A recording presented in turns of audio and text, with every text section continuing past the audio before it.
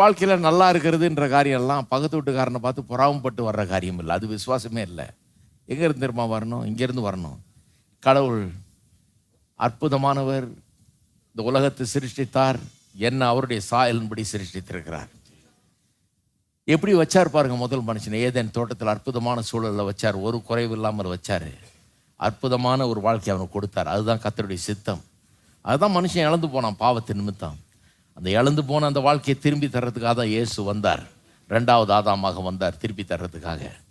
இப்போ தேவன் நான் நல்லா இருக்க விரும்புகிறார், என்னுடைய ஆசீர்வாதத்தை விரும்புகிறார்.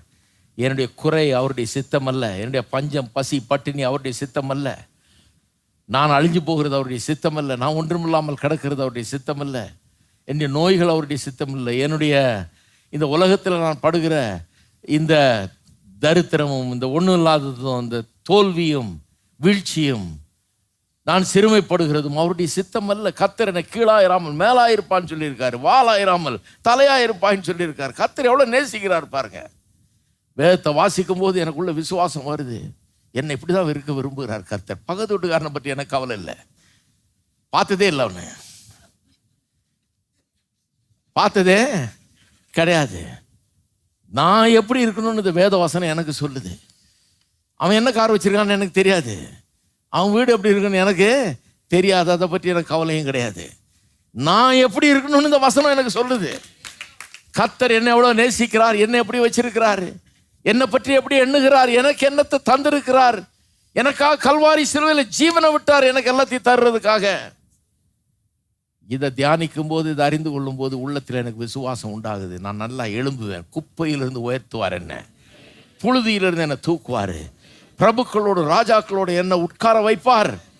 ஏன்னா கீழே கிடக்கிறது கர்த்தருடைய சித்தம் கிடையாது, என்ன ஆசீர்வதிப்பார்ன்ற நம்பிக்கை அங்கே உண்டாகிறது. உள்ளத்தில் என்ன இருக்குதுன்னு பார்த்துங்க. வெறும் அடுத்தவனை பார்த்து ஆதங்கப்படுறது விசுவாசம் கிடையாது.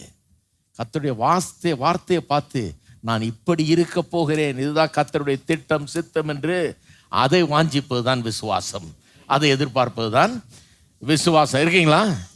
சரி, விசுவாசம் தன்மை என்ன? ஒன்று, கர்த்தருடைய வார்த்தையை விசுவாசிக்கிறது. அது 2வது, வெறும் வார்த்தையே போதும், வேற ஆதாரமே தேவையில்லைங்கிறது. 3வது, எதிர்மறையான ஆதாரங்கள் இருந்தாலும் பரவாயில்ல, நான் கர்த்தருடைய வார்த்தையை விசுவாசிக்கிறேங்கிறது. இப்போ 4வது என்ன?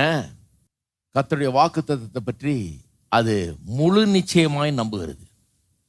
முழு நிச்சயமாய் நம்புகிற ஒரு நிலைக்கு வருகிறது. 21ஆம் வசனம் சொல்லுது, தேவன் வாக்குத்தத்தம் பண்ணதை நிறைவேற்ற வல்லவராய் இருக்கிறார் என்று முழு நிச்சயமாய் நம்பி